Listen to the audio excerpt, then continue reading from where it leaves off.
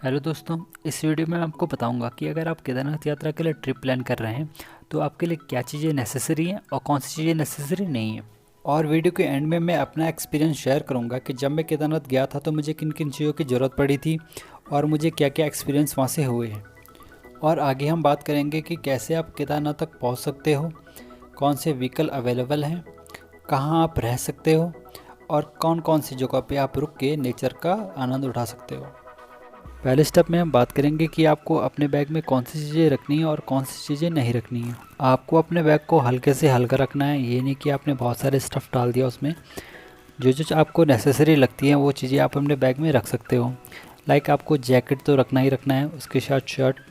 आपको अपना बैग केदारनाथ के इन्वायरमेंट के हिसाब से पैक करना है।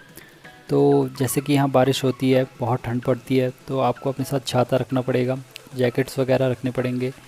इसके साथ आपको अपने साथ गॉगल्स रखने हैं, बिकॉज़ जब आप केदारनाथ पहुंचोगे तो वहाँ पे लाइट की इंटेंसिटी बहुत हार्ड हो जाती है, बिकॉज़ वो स्नो से रिफ्लेक्ट होके आती है। तो आपको बहुत जल्दी हेडेक हो जाएगा अगर आप विदाउट सन ग्लासेस आते हो। सो उसके बाद आपको डिसाइड करना है कि आप उत्तराखंड से किस मीडियम से पहुँचोगे। लाइक अगर आपको फ़्लाइट लेनी है तो आपको देहरादून की फ़्लाइट लेनी पड़ेगी। अगर आप ट्रेन से आ रहे हो तो आपको हरिद्वार तक ट्रेन मिल जाएगी। और अगर आप अपने प्राइवेट व्हीकल और बस में आ रहे हो तो आपको ऋषिकेश तक आना पड़ेगा। उसके बाद आपको वहाँ से चारों धामों के लिए रूट मिल जाएगा। तो जैसे ही आप ऋषिकेश पहुँचोगे वहाँ से बहुत सारे व्हीकल केदारनाथ के लिए आते हैं, आपको उनको बुक करना पड़ेगा। लोकल लैंग्वेज में उन व्हीकलों को मैक्स बोलते हैं। और उसके अलावा आपको बसेस मिल जाएंगी केदारनाथ तक आने के लिए। मेक श्योर जो आपका ड्राइवर हो वो लोकल हो या फिर वो उत्तराखंड का ही हो, बिकॉज जो बाहर के ड्राइवर होते हैं वो बहुत डर जाते हैं जब वो हिली रूट पे आते हैं। सो व्हीकल बुक करने के बाद आप 8 से 9 घंटों में गौरीकुंड तक पहुँच जाओगे। टाइम वेरी करता है कि आपका ट्रैफिक कैसा है। गौरीकुंड तक पहुँचते पहुँचते अगर आपको रात हो गई है तो आपको स्टे करना पड़ेगा गौरीकुंड में। और अगले दिन सुबह होते ही आपको केदारनाथ के लिए या तो आप पैदल चल सकते हो या फिर वहाँ आप घोड़े कर सकते हो जाने के लिए।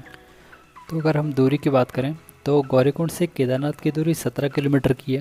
और आपको लगता है कि आप ये क्लाइंब करके जा सकते हो तो आप पैदल जा सकते हो। अगर आपको नहीं लगता कि आप नहीं चल पा तो आप घोड़ा कर सकते हो केदारनाथ तक जाने के लिए। तो जैसे ही आप केदारनाथ पहुँचोगे सबसे पहले अपने लिए एक होटल बुक कर लें और एक कमरा देख लें, बिकॉज़ वहाँ ऐसे सिचुएशन आ जाती है कि बाद में होटल्स फुल हो जाते हैं। सो होटल लिमिटेड है और जो टूरिस्ट हैं वो बहुत ज़्यादा आ जाते हैं, तो बहुत सारे टूरिस्ट को रात में बाहर पे सोना पड़ता है। तो सबसे पहले इधर उधर घूमने से पहले होटल बुक कीजिए, खाना पीना खाइए और उसके बाद घूमिए। केदारनाथ में आरती का टाइम 6 से 7 होता है, मेक श्योर आप वो मिस ना करें। सो अगले सुबह होते ही आपको डिसाइड करना पड़ेगा कि आपको वहाँ स्टे करना है या फिर आपको घर रिटर्न जाना है। अगर आप वहाँ स्टे करते हैं तो वहाँ पे बहुत सारी जगह ऐसी हैं जहाँ आप घूम सकते हो। लाइक बासुकी ताल वहाँ से 8 से 9 किलोमीटर दूर है।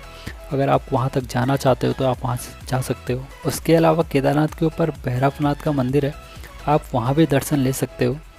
इसके अलावा जो लोग हेलीकॉप्टर से केदारनाथ जाना चाहते हैं उनके लिए हेलीकॉप्टर की व्यवस्था हो जाएगी, उनको बस ऑनलाइन बुकिंग करनी पड़ेगी हेलीकॉप्टर की। सो ये फुल गाइड थी केदारनाथ यात्रा के बारे में। अगर आपको कोई भी क्वेश्चन और कोई भी क्वेरी हो तो आप मेरे को कमेंट सेक्शन में लिख सकते हो, मैं उसका जवाब बिल्कुल दूंगा।